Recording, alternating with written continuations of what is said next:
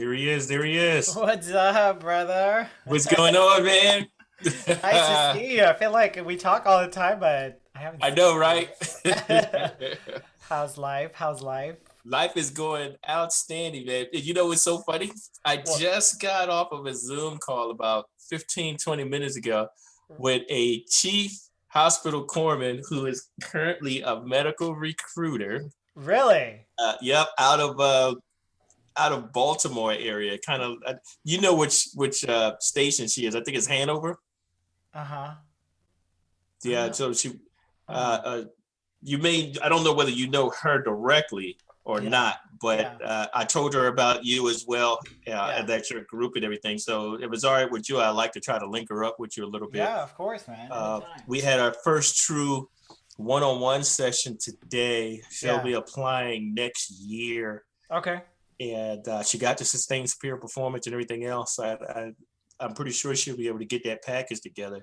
Okay. But one of the pieces that you and I had talked about before that I think that she's going to need is just not just knowing the community, but getting the community to know her. Got it. Okay. That what I call the emotional connection with the community. And since she's a year out, she has plenty of ample time to be able to pull that off. So Okay. Yeah, definitely. Especially she's connecting with people now. That's definitely good. So exactly, yeah, yeah. exactly. That's awesome, man. Okay, so I have like a format of what's gonna happen tonight. First of all, thank you. I know you're so busy, brother. So um, I'm gonna do a quick like, hey, this is what we talked about last week, the past few videos. I'm just gonna do a brief introduction of that, and Right. then I'll introduce you to the crowd. So, how many years have you been in? You were in 20. 27. Yeah, 27. That's what I had. I just want to make sure. Prior enlisted as well. Yep. 10 years enlisted, 17 as an officer.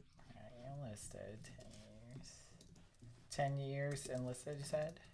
Years Yeah. enlisted. Sat on a couple of boards, MSC, IPP, officer promotion boards, and then some other inside stuff like HLRP and stuff like that. Nice. And you're the perfect person for this and stuff. Okay.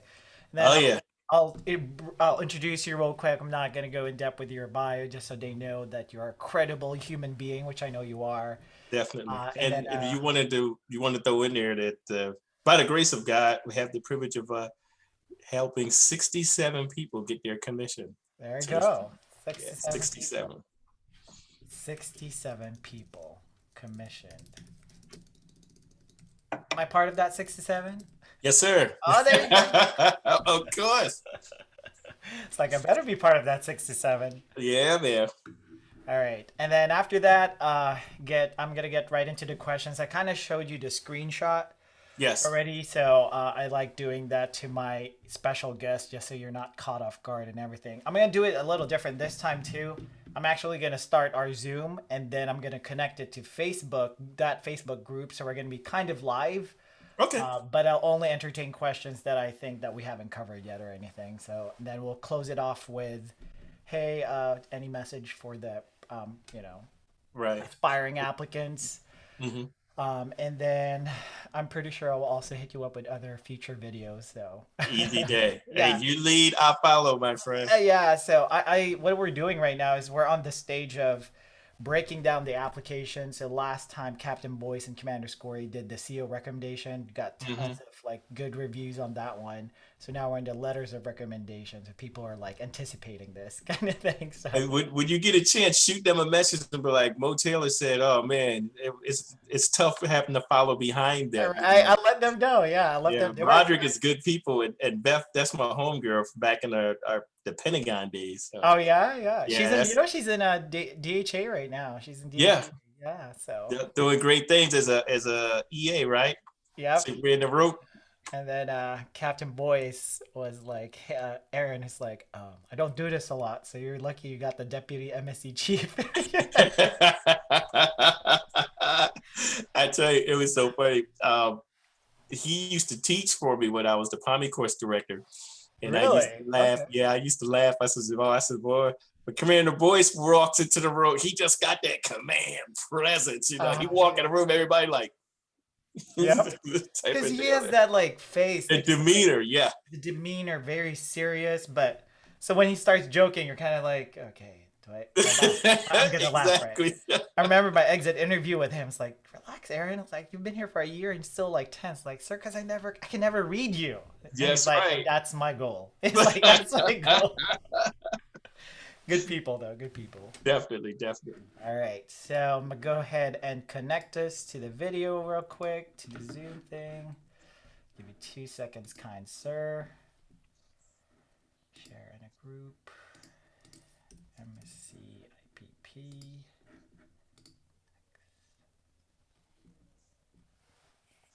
All right. It's preparing right now.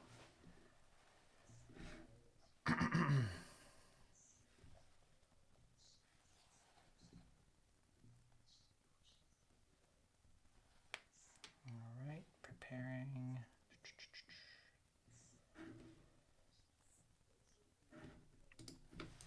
MSC IPP video number 5, letters of recommendation.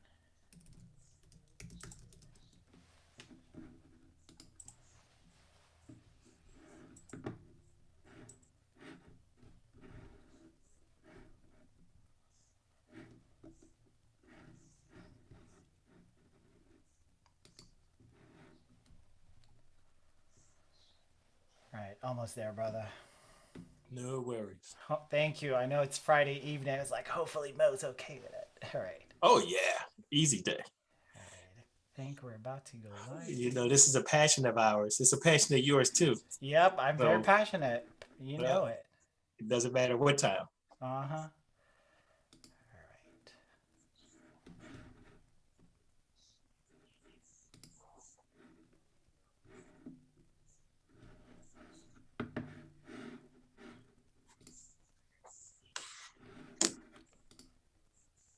right. All right. I think we're going live now. Okay. What do we have to get on it so we can pass? It's pass or fail. Okay. So I think we're live now. All right. So good afternoon, good evening, good morning, everybody, wherever you are at in the world. Welcome to the first live Zoom session that we have. Finally, I've been successful with connecting this. We have very special guests tonight, but before I dive in to who our special guest is, as I mentioned, this is our 5th video of the MSC IPP video series. Just to give you guys a summary of what we talked about. We talked about the different commissioning pathways on video number 1. Then we went with an overview of what MSC IPP is. We did an overview of what the application consists of. So now in this next part of the series, we're breaking down the application, starting with the CEO recommendation last week with the Deputy MSC Chief Captain Roderick Boyce and Commander Beth Scory. And now tonight's video is going to focus on the letter of recommendations, and we have tons of amazing questions from a lot of our aspiring MSC officers in the crowd. So tonight, our special guest, my friend, my mentor, my brother, and a big part of the reason why I am wearing this single bar on my chest right now. He is he was prior enlisted for 10 years and an officer for 17 years, so a total of 27 years of naval service. He's now retired, but still very involved in the MSC community. He's honestly the reason why I'm so passionate about giving back, because that's one of the things he told me when I met him first time, that if I do get accepted, it's paying it forward is what matters. So I'm here doing that thing. He also was sat a lot of boards. He was part of a bunch of MSC IPP boards and internal boards within the Navy. So this gentleman right now is very knowledgeable, very credible, and he is going to be a wealth of information. And this is not going to be the last time you're going to see him on this MSC IPP series. And because of him, by the grace of God, 67 people, including this guy, got commissioned through his mentorship. So without further ado, Lieutenant Commander retired Mo Taylor, Medical Service Corps, United States Navy. Good evening, sir. How are you? I am doing fantastic. It's a privilege and honor to be with you and your aspiring healthcare administrators. Awesome. Well, welcome tonight, sir. I'm just going to go straight right into it. I know it's a Friday evening, and you're a very busy man. So we're going to ask the questions. I'm going to keep an eye on since this is a Zoom live, is that we're going to try and keep an eye on the Facebook page, and if a question pops out, I'll try to mention that if it's not Perfect. mentioned, right?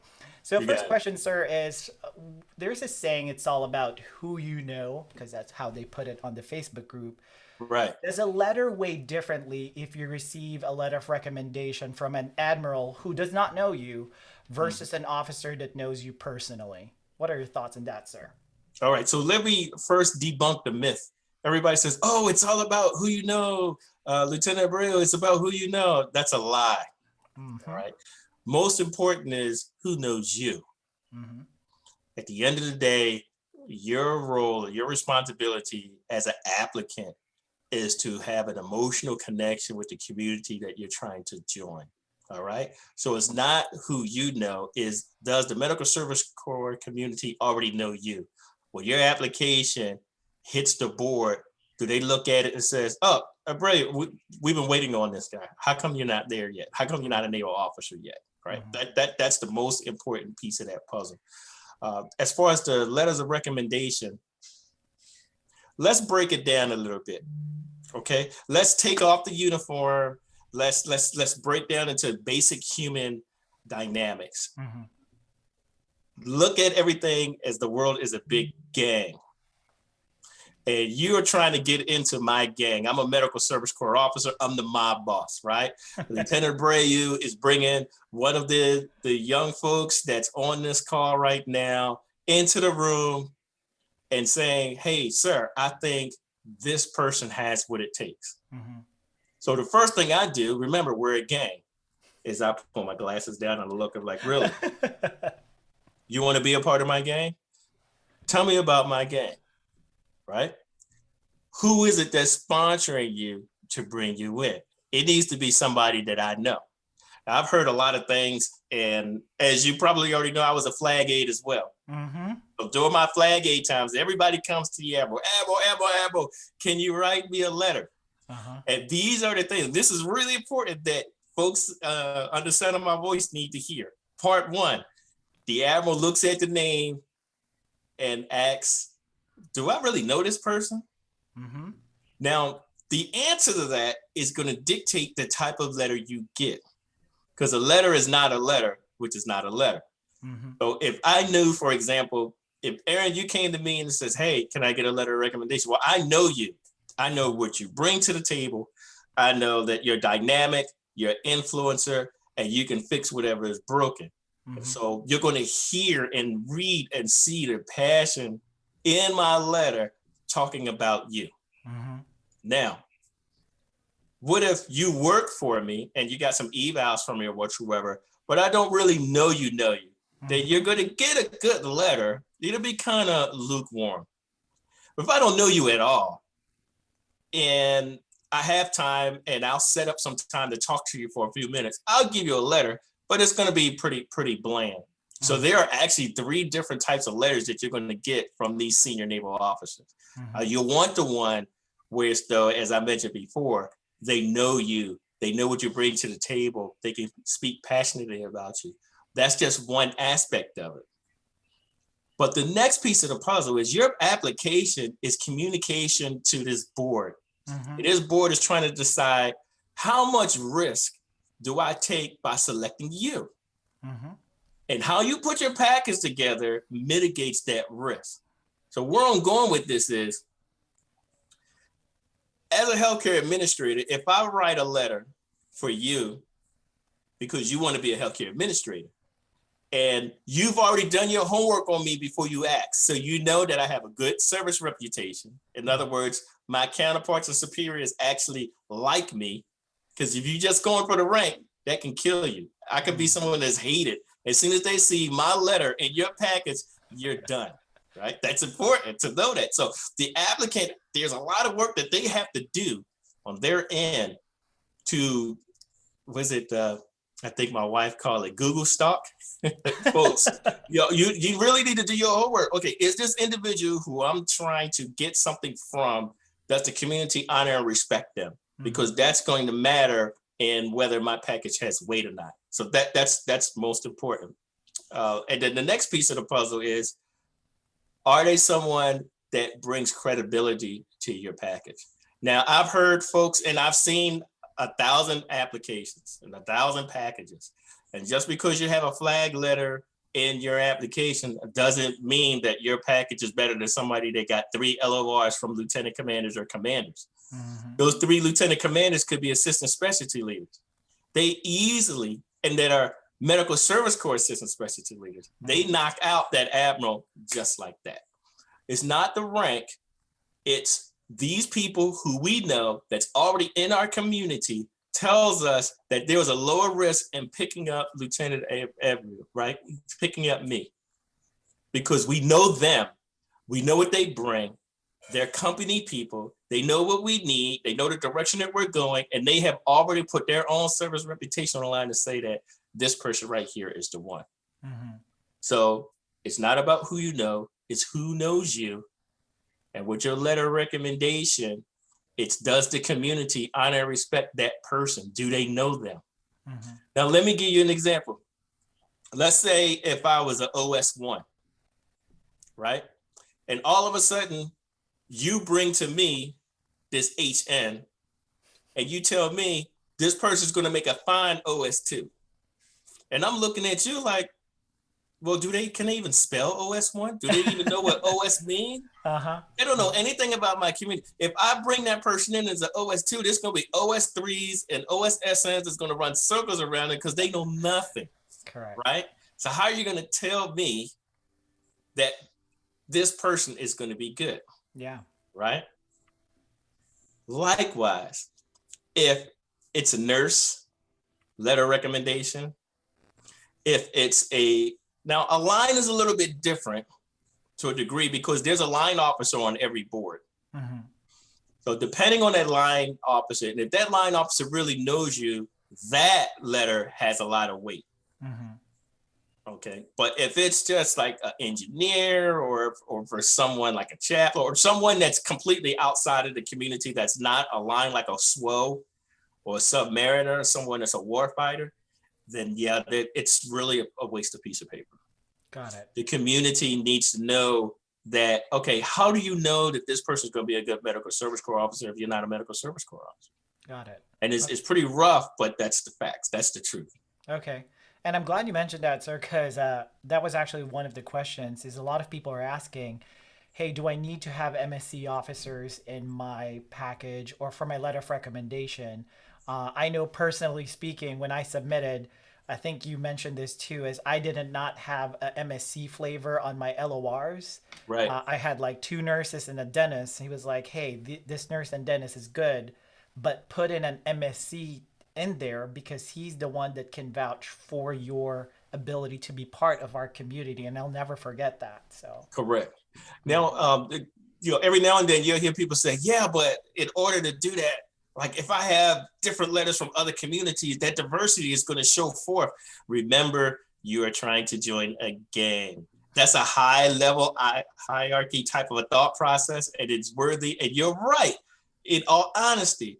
But when you're in the dynamics of a group of Navy captains, right, and maybe a couple of commanders, because the PAs are in there, they're deciding who's going to be getting to the PA program. At the end of the day, they're going to go with people that they know and trust over someone that they don't know. Okay. And that's just, it's a gang mentality, but it's the honest truth. Okay. So if the other piece of that is, I've also heard a lot of people, they used to say, well, I'm not a corpsman. So if I'm not a corpsman, my chances are, no, it has nothing to do with whether you're a corpsman or not. You can have a corpsman that's worked in the hospitals and everything else and worked around MSCs their entire life, but has no clue about the community at all. Whereas though you can be a yeoman, and there's been PSs and yeomans that we've had them join the medical service corps organizations and groups like your organization and what you're doing with mentoring and developing people whatsoever. An association breeds assimilation, and they begin to talk and speak and act like healthcare administrators. In their package, it can be seen when you read a package that the verbiage that they use and the things that they place in their package is evidence that they've spent time with the community. They actually have a far greater chance of getting selected than a corpsman does. There you go. And another key point there, it was one of the questions is, I'm a non-medical rated sailor. Does it, how do I get connected with this? And we'll have a different episode for the networking. We have special Yes. people aligned for that. But that's very important too, is just because you're an OS. I mean, I met a Lieutenant JG who was a prior DC one, Mm-hmm. damage control petty Right. officer. And she made her way through the MSC ranks because she networked and connected with those individuals that, as you mentioned, vouch for her to join our quote unquote gang or community of Correct. twigs. So thank you for that, sir. Another question that we have here, thoughts on letters of recommendation from retired officers versus active duty. Okay, that's a great question. A retired officer's letter of recommendation is okay. However, there are so many sharks type that are out there. So where I'm going with this is a retired officer, like for example, me, I'm a retired lieutenant commander, great service reputation and everything, right? I've been out of the Navy now for a little over a year. And even though my influence is still there, the weight of my letter loses its value, so to speak, once I'm retired. What you want is you need naval officers that are there on the cutting edge, on the up and coming, that are well respected, because this is another key. Remember the gang mentality, right? And I tell you, at the end of the day, what has made us so successful getting so many people commissioned is because we've attacked the human factor. No one attacks the human factor, that people are who they are. Mm-hmm. So, and this is has been known to be controversial at times, but I'm just gonna put it out there anyway, right? If I'm Commander Taylor and I see Captain Case, right, has written a letter of recommendation, and I'm sitting on the board, well, I want Captain Case to A, like me, B, give me great orders somewhere, and C, help me get promoted. So guess who I'm going to, versus Lieutenant Commander Taylor, who's well known, loved, and known by Captain Case as well, but he's no longer in the Navy. In other words, he can no longer influence my career path. Mm-hmm. Right? So if we're going down and we're talking true facts, which is what you really wanted us to do, Mm-hmm. you need to understand that individuals who can still affect the board are individuals you want in your corner. Nice. The retired individuals, you use them like me, their sage advice, their wisdom, use them as a sounding board because they can't negatively affect you either if you got a dumb idea, right? Use them that way. You leverage them that way, because they've been there and done that. But you got to stay close to the cutting edge, folks. There you go. So active duty over retired officers, although retired officers is not bad to have, but try to go towards the active duty side. Thanks, sir. Well, can I add one little piece to that? Sure, of course, please. Okay. So let's say, for example, Commander Cleckley. She's the our detailer right now. Yes. Yes. So let's just say, hypothetically, I know Commander Cleckley, right? Mm-hmm. All right. So what you want to do is you want to, again, this is that human factor, that Google's stalking thing. You need to know all the people. I call it being a hunter and a gatherer, right? So you hunt for the individuals that are influential within the medical service community, and then you gather as much information that you can, and you find out who they're connected with. Now, at the end of the day, there's nothing nefarious in what I'm saying. What I'm saying is that your job is to gather as much intel as you possibly can so that you can prove to the community that you can positively impact and influence them, that you have what it takes. Mm-hmm. And a part of being a good leader is doing your homework and understanding the people that you're communicating with. So, for example, if you know that Commander Cleckley and I were commissioned together off of the same MSC IPP and that we get along, right?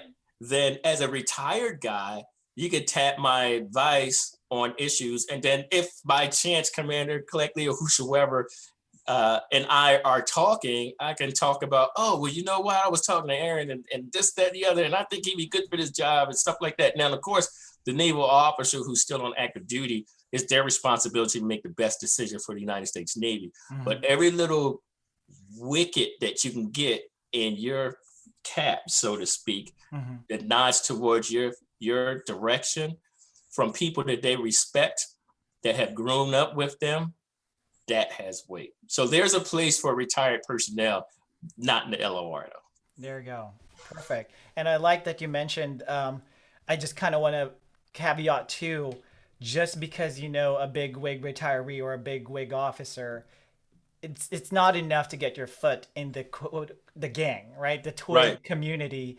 There needs to be a backup on it. And I know we're kind of like meshing it with the networking, but I did not go to you directly. I was vouched for by Right. Zai, if you Correct. remember. That's And correct. Zai was like, hey, this dude, yes, please look into it.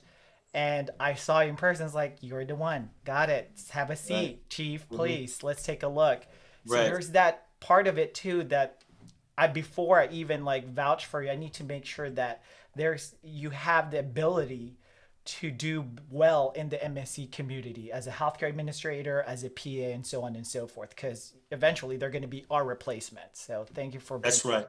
Hey, can I tap into that just a little bit? Sure, of 'Cause you course. brought up a good point, and we're going back to the very beginning where we said it's not who you know, but who knows you. Mm-hmm. So with that, the second tail to that is, and what do they know of you?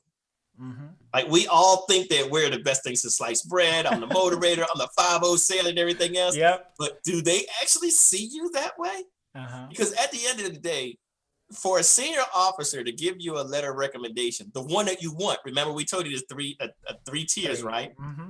If you want that top one, they're not going to put their service reputation out there if you're not that sailor, Mm-hmm. right? If you're not the go-getter, if you're not well balanced. But we're not talking about the sailor because they look and they check.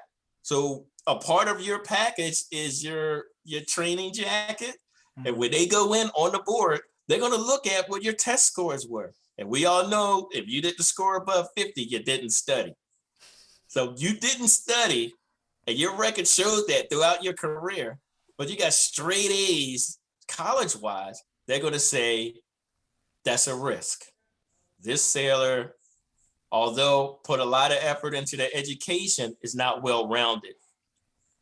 They pulled away from what their day-to-day job is to chase after the goal. And I need someone that can multi-balance and multi-talent that can execute. So yeah, interesting. Very good. Thank you, sir. Appreciate that. Now on this one, so thoughts on letters, a couple more questions here and then we'll do the parting words. Thoughts on Okay. letters of recommendations from your previous CEO. Is that, they wrote your evals already? Would it behoove of me if I'm the aspiring applicant to have a previous CEO write a letter of recommendation? That's a great question. A lot of senior officers, especially the really old ones, they'll say that, well, your eval from that CO is your letter of recommendation. Yeah, I heard that. Yeah. I would propose that it depends on when that eval was. Mhm. Like, for example, if I worked for you when I was at HM3 and now I'm at HM1 and you're a captain, and I have a preponderance of evidence to show that even from that time that you wrote that eval all the way up to this point, that I've been walking on water, my feet doesn't get wet, then I can go back to you and kindly ask, and it would be your call to do it. Mhm. But if, for example, if I'm working for you right now, well, it's actually a part of the package anyway. It's called the CO recommendation. Yeah. Or if it was just a previous duty station, Mhm. where now I'm at a duty station since then, you can. But I would say that the letters of recommendation and appraisals that have more weight are from those if you're able to influence assistant specialty leaders and specialty leaders. Mm. That's where the real weight is, Mm. even above COs. Very nice. Okay. And quantity versus quality. How many is too many? Should I just slap the board with 10 LORs from different No. people, or what's a good amount? Because I know for me specifically, when I was in HM2 starting for this program, MSC IPP, I was like, I need to have 12 or something. What's a good number, sir? That's a great question. Remember that the board is your audience. And the good news is that everybody that is listening, if they're not still in college, they just finished college, and you learn in English 101 and English 102 and everything that you're writing towards a particular audience and understanding that audience. This audience is looking at 150 to 200 packages. So anything over 2 to 3 letters of recommendation is too much because they have to read everything. Now, what you need is, again, your package needs to make an emotional connection with the reader. What type of emotional connection are you making? Are you making one that's, oh my goodness, this person, they just killing me. I got to read all this stuff. Or do you want, wow, 2 or 3 from top-notch naval officers who I know, who I respect, who may have been my bosses or I was their bosses, and I value what they bring. Yeah, this sailor has what it takes. Very nice. There you go. Don't overwhelm the board members. Exactly. Especially with this like whole virtual thing. I'm pretty sure everybody's already exhausted with just looking at a screen and everything. So Exactly. 2 more questions, sir, and then parting words. In terms of LOR and an appraisal, where's the, because it seems like it's kind of the same, but it's really not. How do they differ in terms of that? What's the difference between an appraisal, which will be our next episode, by the way, individual people that are watching, right? Right. What's the difference? How can I say that, okay, I'm going to use this person for an appraisal, and then I'm going to use this a wrong term, but I'm going to ask this person for an appraisal, and then I'm going to ask this person for a recommendation. How do I delineate that, sir? Okay, you know what? That's a great question. And I've actually heard that a lot over the years. So from my experience of sitting on boards and seeing how these senior officers have weighed them, they do have different weights. All right. So the first piece of the puzzle is an appraisal, in my opinion, is less personal, but it has more weight than the LOR. The appraisal is this senior officer realistically judging you on your abilities to be a naval officer.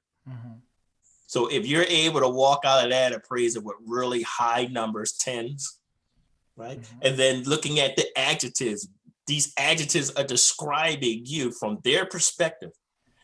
And that's us actually looking and telling the board whether you fit into the organization from their perspective, with their years of experience of dealing with hundreds of junior officers and understanding the direction that the Navy is going, whether you fit into that. Because there's a piece, whether you like this person to be a part of your wardrobe or like to serve with you or whatsoever, and that is a true telling piece of the puzzle, right?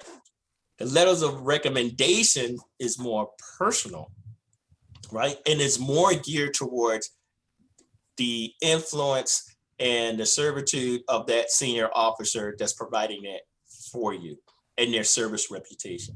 So it's kind of like the police officer and the chaplain at the same time. You're getting different perspectives. Both of them have weight, but the appraisal has way more value. So with that in mind, if you're trying to decide, well, who do I let do one or the other? That's the piece of the puzzle of knowing the medical service corps and how they function. So if I had to choose between Captain or Commander Taylor, who's the Director for Administration, and Commander Abreu, who's a specialty leader, I'm taking the specialty leader as the appraiser. And I'll have the DFA do the other. Okay. Very nice. That's very good, sir. So thanks, love. Those individuals that are listening, I just want to recap that, right? Letter of recommendation has that personal touch, and appraisal is more if you're like official initiation, if for lack of better terms, into the MSC community. So both have weights. It's just one is heavier than the other. So thank you for that, sir. Last one. What's your advice to all these aspiring MSC officers? There's thousands now on this group. When I first joined, what's your biggest advice to somebody that comes to you? Sir, I heard you're a retired MSC officer. What do I do? Oh, you know what? That's a great question. All right. So the first thing that they're already doing the right thing, and that's tying into you. You've been there, you've done that, you work yourself up the ranks to chief petty officer, you're a medical department recruiter, so you know that piece of the puzzle, and you've already tied into the community. So there's someone that they need to emulate. they need to emulate you. That's the most important We're piece so of the kind. puzzle. But why is that? Right? You have gone through adversity. You've persevered. Right? Those are key things. Everybody thinks, especially in this one mistake Navy, oh, you can't have any blemishes or whatsoever. I had an NJP, in my record, right? Well, of course, it was when I was in boot camp. Yeah, how do you get that? But that's another day. But it's what the community is looking for is, remember, we are what? A community of war. Can you overcome? Right? Can you overcome the fact that, hey, guess what? Because of COVID, your ability to go into hospitals and intern is extremely limited. Well, motivator, what are you doing to get around that obstacle? How can you get around that? They're going to be looking at that and saying, can you separate yourself from the pack? Next piece of the puzzle is do your homework. The worst thing that I've seen happen all the time, for example, I'm HM2 Taylor, and I want a letter recommendation from you, Lieutenant. You've never seen me before in the day of your life. I walk up into the office. Hey, Lieutenant, my name is Mo Taylor. Can I get a letter recommendation from you? It happens a lot. Believe it or not, it does, right? Yeah. So the gang mentality. All right, here you go. First and foremost, if you're a sailor and you're any type of Navy medical clinic or hospital around you, find out whether they have a local medical service corps association. And if they do, then you try to get in. The best ways to get in, because of the gang mentality again, people are lazy. I'm going to tell y'all the truth, straightforward. A lot of folks are lazy. So when I was HM2 Taylor, I was like, hey, LT, I desired to be you one day. And I know you guys have meetings, Medical Service Corps Association. I looked you guys up on the internet. I noticed that there's a local American College of Healthcare Executives chapter in the area. I've attended a couple of those. I've seen you there. In other words, you got to put some work in. Can I attend with you? I'll take the minutes for you. I'll scribe for you and everything else. What? You're going to come on, Sailor. Come on with me, right? You come in. You take the note, scribe. It's all good. You give it back to the lieutenant within that day, not like a week later. Lieutenant looks at it. It looks awesome. Guess what he's going to do? He's going to push that to his DFA. Hey, DFA, by the way, I know you wasn't at the meeting, but here's the minutes for it and everything else. You made that lieutenant look great, right? Yep. Before you know it, wherever that lieutenant goes, they're going to take you with them. You have to find a way to show the community that you are invested in them. When you get there, you got to be sharp. You got to perform.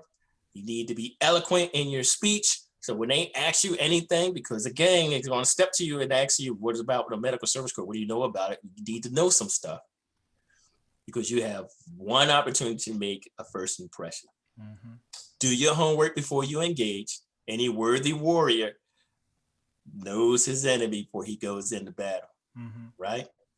Once you got that down, then run as fast and as hard as you can, because your job is to influence the decision makers that you're that one. And the last piece I got for that, and it's important, is that people always seek out mentors. But your job when you find that mentor is to influence them to introduce you to the sponsors. So Mo Taylor is an 04. He was a mentor. Great. Captain Case is the sponsor. Captain Case puts his arm around you, take you into the room with the rest of the captains who decide your fate and say, this is one of mine. I'm sponsoring him. He brings good to the community. Right? Yeah. So that's another subject for another day. But everybody's doing the best thing that they're doing. If there's any other questions or whatsoever, please shoot them my way. I could shoot them, text them back to you, however you want me to, sir. More than happy to continue to help and support. Okay. Hopefully I answered the questions in accordance to help everybody push their packages along, because we need you in the community. There you go. Well, definitely, sir. I know I learned more, even though I'm already in, and this is for the people that I'm mentoring as well. So thank you for that, sir, for that very insightful and knowledgeable information. I know this is not going to be the last time we're going to have you here, sir, especially with your background and being in a lot of boards and MSC IPP boards. We're definitely going to tap into that brain. Thank you for bringing in the human factor side of the board, and I think that's what a lot of people are missing. So thank you so much for spending your Friday evening East Coast time with the aspiring MSC officers in the group. Thank you so much, sir, and we look forward to chatting with you soon. All right. Thank you. You're welcome. Thank you, brother. All right, brother. I'm gonna text you. Okay. All right.